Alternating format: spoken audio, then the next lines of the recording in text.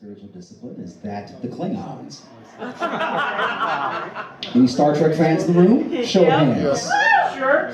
Do you know what the fate of the Klingon gods were? Anyone? Not well. You don't know? You don't know the fate of the gods of the Klingons? Y'all ain't real Star Trek fans. Klingons killed them? Thank you. The Klingons killed their gods. They were more trouble than they were worth. That's a quote. Lieutenant Commander Worf, son of Moog. Our feature tonight, she's been up giving a sneak preview the whole time. She's a voracious writer. She comes to us about this time every year, so we're going to start calling her Hurricane Janet. Maybe I'll find some other meteorological or astrological thing, but I like Hurricane Janet. It's that time of year. I know it's Illinois. I know it's a lake over there, but it's just that time of year. Make sure that you buy some books, because she's always got plenty of good stuff for you. Please start applauding now and keep going. For Janet Kuypers. Welcome back, as always.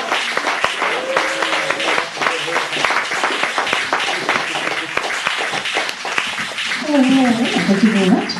I decided that we needed some sort of cool sound effects so it could seem like a good storytelling thing. So I have a sound box with this, and I don't know if I should be plugging this into your thing, but I figured maybe having a crackling fire and some crickets going around so we feel like we're at a campsite and I'm telling you stories. Sounded like a good thing. He's got the sound too, so let's see how this goes if I just start playing this guy for you. And is it playing nice? Just to have that nice feel, just on that, that's all I was thinking, have in the background while I'm doing this feature for you. I'm the type of lady that usually has some sort of music going on in the background, so I figured something just mellow like this. Well, I tell you about 2 brand new Scars Publications book releases that I've got. Last time I was here, I had a few books of a made-up word called pharaoh memes.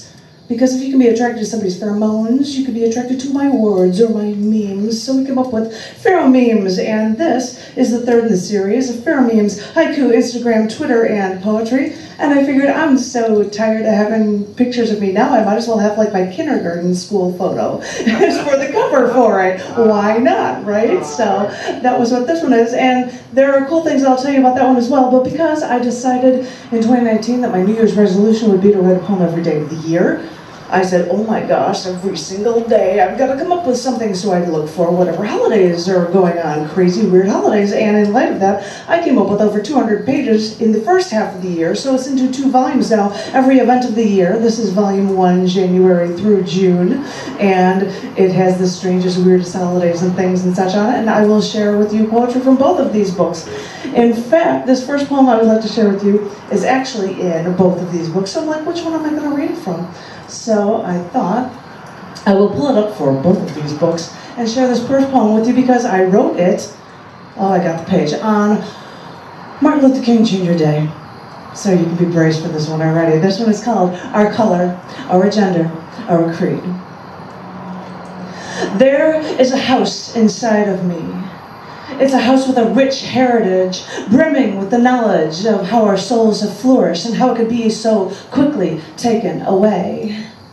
There is a house inside of me that has had to shut down and hide everything away because those who don't look like me decided that I was nothing and treated me accordingly.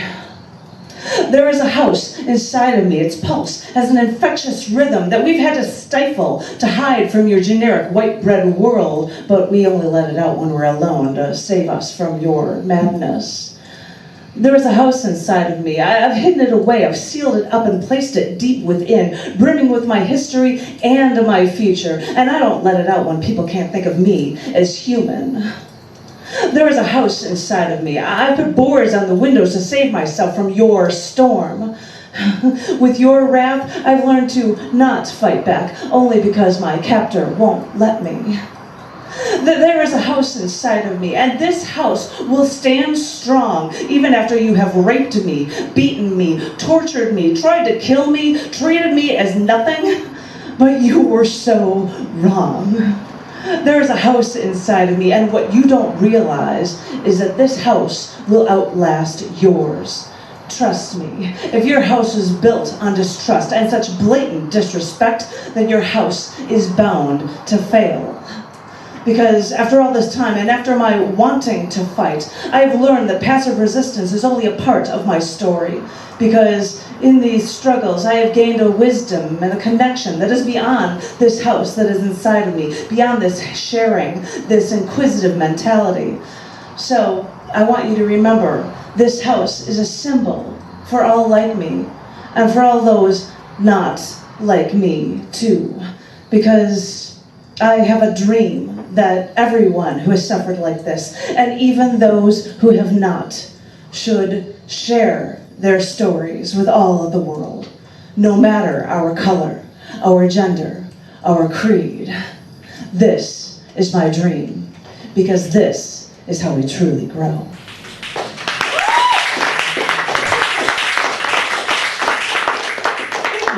Thank you. I'm not going to hold two books anymore for this. This, for those of you who don't know, I am a Chicagoan, and I have moved because of a job to Austin, Texas in 2015, so I find any excuse to come back and be with you people, and I love you. There's worse places to be stuck than Austin. And John jokingly said that, well, if it's going to be like Dante's Inferno, I'm only at the first level of hell by having to leave Chicago. You know, it's not so bad. It really isn't, although it is only 92 degrees out there right now. Only. I'm like, oh, it's so great I can have sleeves. I'm even wearing pants. Got a load of that shit. It's the coolest thing ever.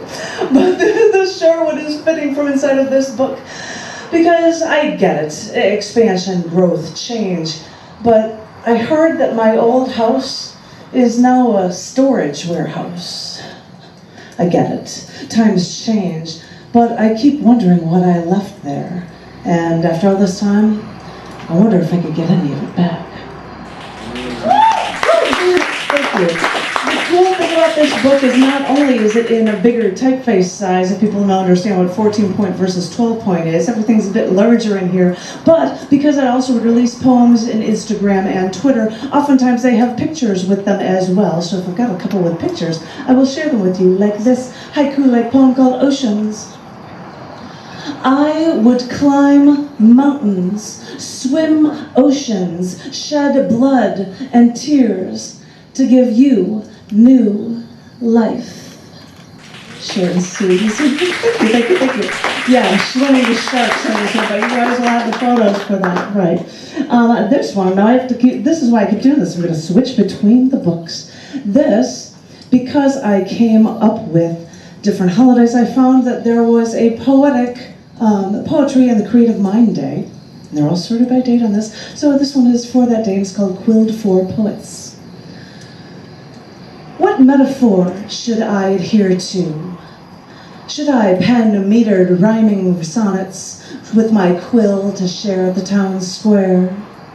Should I wallow in liquor as I pen the ills of our generation for no one who'll listen? Should I look over at my cat, seeing her stretching and posing for me, because cats like attention more than poets? At the end of the day, the night is still long, and I cannot decide what options to embrace. So I sit here, contemplating metering out my grievances on the printed page, until I pause, look out the window, and watch the world go by.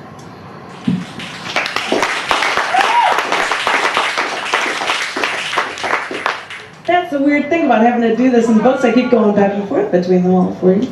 This next one is called, it's on page 47. That's a good thing that I have the page for you. This is after hearing a woman speaking from North Korea who came to the United States. She was telling her story about moving here, and it's called, quote unquote, Love for Your Government. The one thing that made me want to escape to America was watching the movie Titanic, because I couldn't understand why people in the movie would want to die for love. Because love for us meant to love your leader, love your government, because they saved you from the evil Americans. This was the only love I knew. My mother never said, I love you to me. This was unheard of. There was only the love for your leader. I went to school, I'd come home, and I'd only hear of the love for your quote, love for your leader, nothing else. I want you to understand this. There was nothing else than this quote unquote love for your government. No love for your family. And that's why I had to leave, to truly feel love.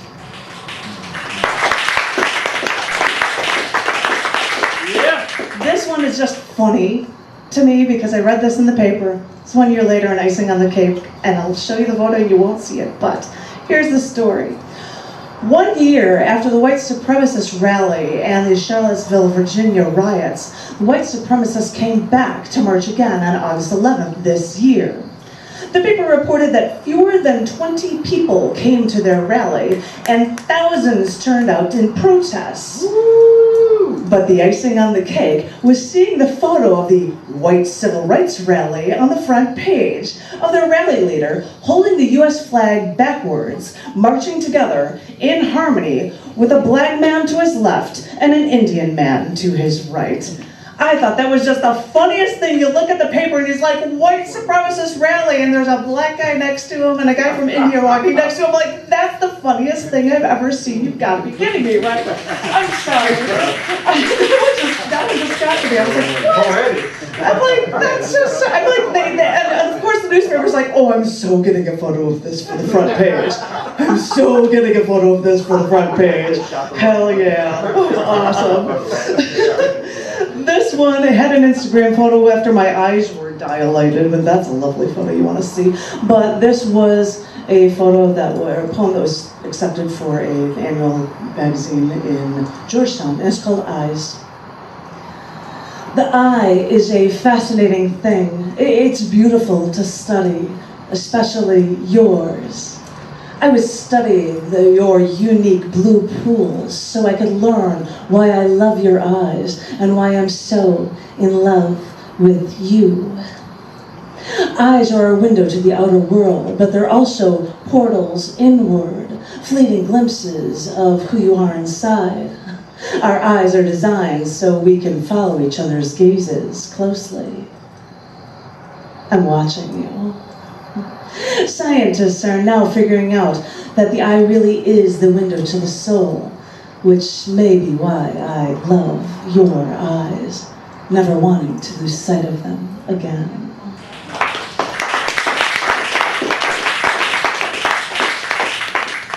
And it's scary that I happen to have political themed things in both of these. And my next one on my list for you is on page 198. Dun, dun, dun.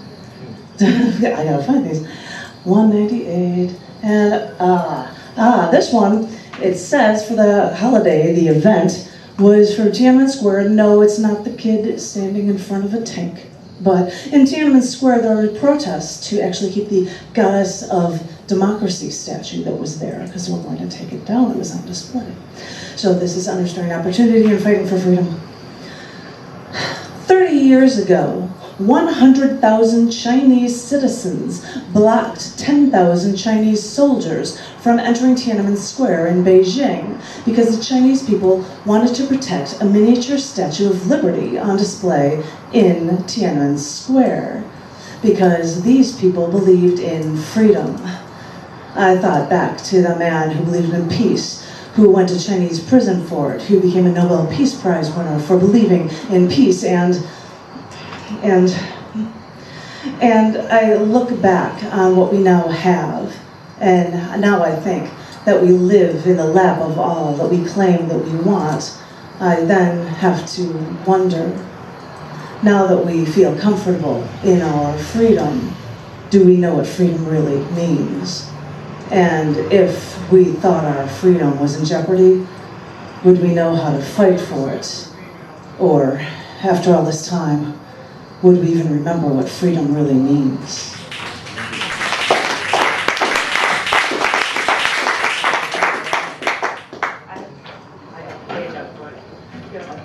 Thank you very much. This one's on page 82, and that's not that one. That's what I get for having so many marks. This one was accepted as an almost winner for Texas Night Sky, and they asked me to read it, and I hope you like it. It's the longest title known to mankind. It's called 18 and 8 plus 18, Where We've Been and What We've Seen. I have journeyed around the world with you. After all I've seen, I'm now an observer, an astronomer looking out into the universe, out past the solar system, past the Kuiper belt, trying to understand what makes everything, everything. I fly in airplanes, I jump from airplanes, I pilot airplanes, getting closer to the stars. Molecule by molecule, we originate from stardust, and we're all linked, our bodies formed upon stardust. But outer space is a violent place. Violent explosions create those stars, and our Earth has earthquakes, avalanches, volcanoes, El Niños, tornadoes, tsunamis, typhoons, and in all of this madness, somehow I found you. And with you, I watch the solar storms from the Arctic Circle's aurora borealis. We've even seen it dance over Greenland from our window, 40,000 feet in the sky. I've seen galaxies collide. I've seen comets smash into planets. I've seen supernova and the death of stars. And in all of that, I still found you. And as I said before, I'm only an observer, but I've found what I've been looking for. And with these observations, I thee wed. And I'll tighten my grip on your hand as we travel into the night together.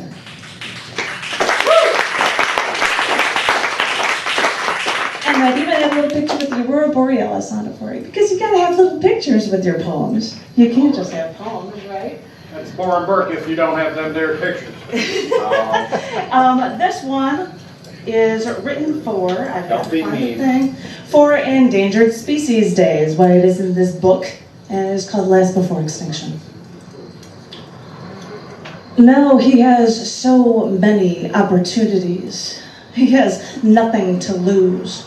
Why not come out into the world, attack everything it sees, kill something, suck the blood out, make him feel alive for once more. Let them try to restrain him. He has nothing to lose. And for now, it can fly to the highest redwood, look out over the world, despise the world that left him alone, leaving him alone. Who will carry his name? Who will care for him when he is old? Who can he read bedtime stories to?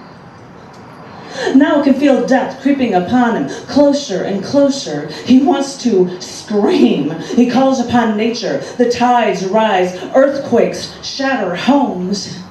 He does not feel vindicated. He is lost. And now she can swim to the deepest, darkest cave in the Pacific, hide from the solitude, swim lower and lower. Can she find where all the other animals of dying species hide? Can she find them? There must be others. Maybe they can understand. Maybe they can live together at the bottom of the earth. Could they share what is left of their species from all of their pain? Share what is left of their love? Create a new race? Soon there will be no more, and we will be taking their bones, reassembling them, studying their form, rebuilding their lives, revering them more than we ever did in life. This is what it all becomes. This is what it all boils down to. Study the bones. Study the mistakes. Study the bones.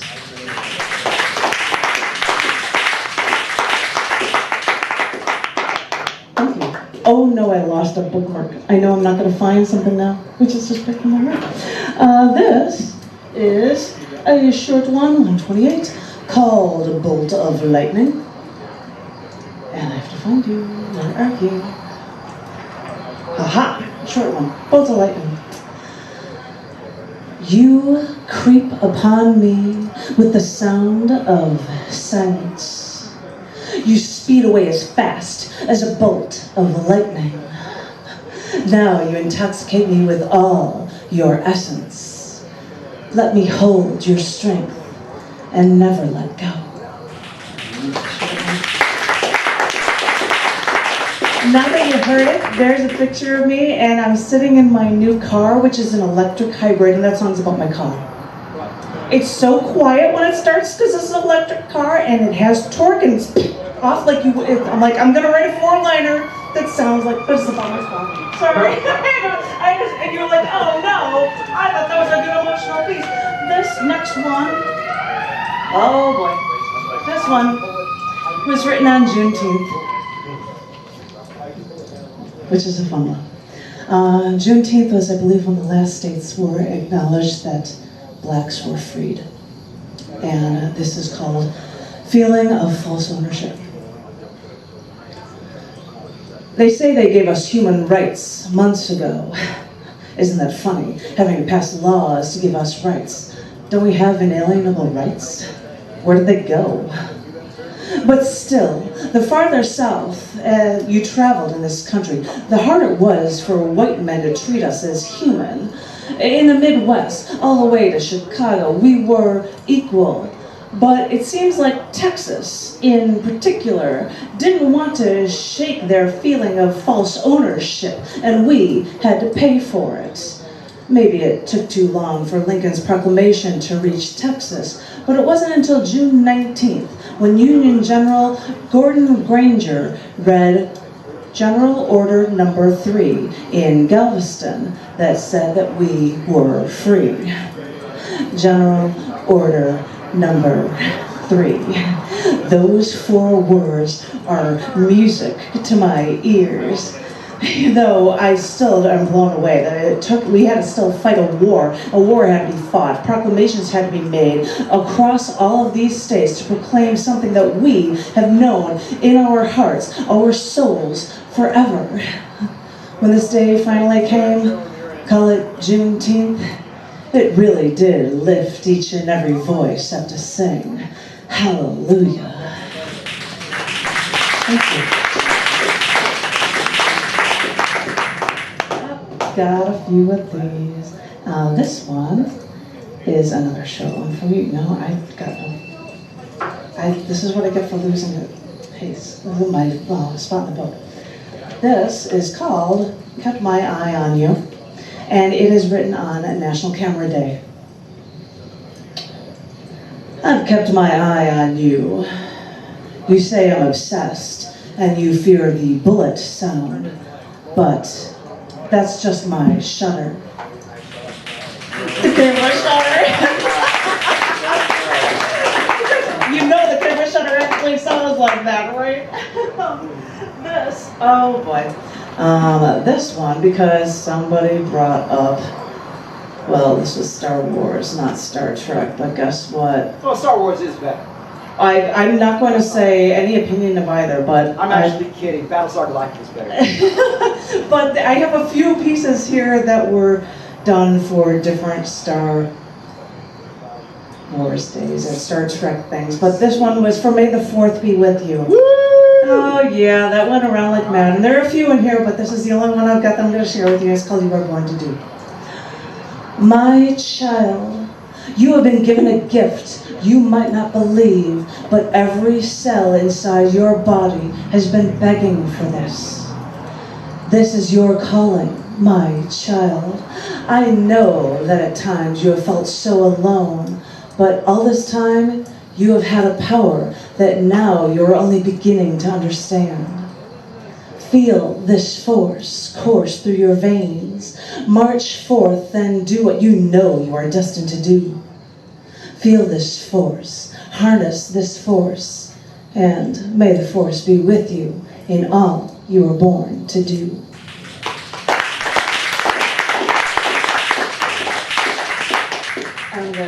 I'm going to stop at the political messages on this one, and I am going to give you one political message in this one before I give you my last poem.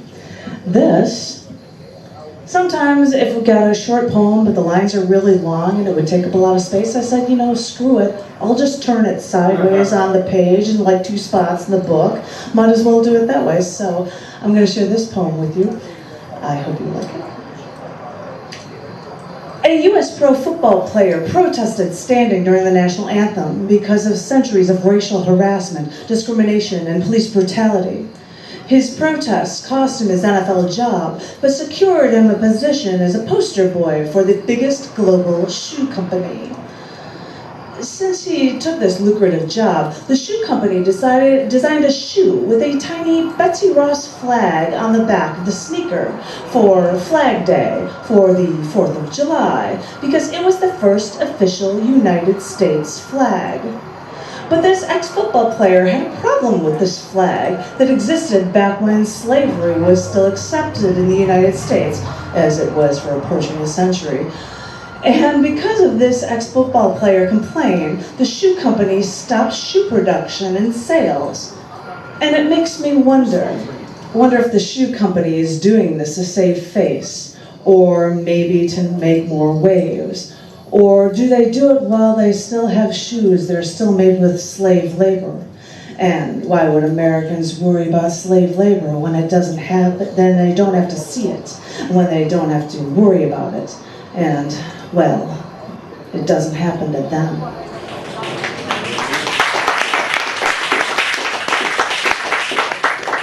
I give way too many political things, so I'm going to end you on a happier note here. I hope you guys like this one. And by the way, I love you guys. You guys are awesome. You guys are double plus awesome. Thank you. Thank you guys are going to triple us. Hi, Jerry. I love you guys. You guys are the best. In One Ear Rocks the Free World. This poem is called Eternal Never-Ending Now. We struggle in our worlds, we contend with regular problems, and we look for relief in any way we can. We think a vacation can temporarily assuage how we feel, and it does. And then it's back to the same old grind, the same never-ending meaninglessness. I know it's hard, I know it seems hopeless, but I want to ask you, can you take a moment, can you pause and think of a time in your life, any time, where you may have felt at peace? It may have seemed like it was a lifetime ago, or maybe it was like at a beach at sundown, listening to the waves crash. Maybe it was sitting along a mountainside, watching the tiny little cars driving along from the roads below.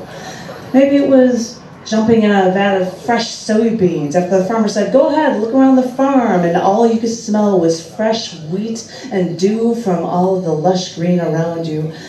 I won't bring up references to bubble baths or baseball games. Just think of what works for you and remember it. And what I want you to do is find that moment, and you may realize that time then seemed to stand still. There was no past, there was no future, there was just this eternal, never-ending now that didn't end. During that time, you don't even remember it ending. It was that complete. So, if you can remember those times, if you can reflect on those times, then know that the perfect moment of completeness, of wholeness, is within you. Find it, and know that peace is with you, always.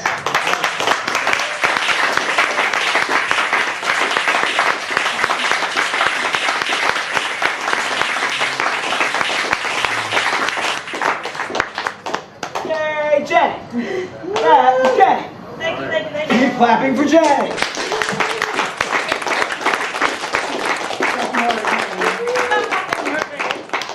Hurricane Janet.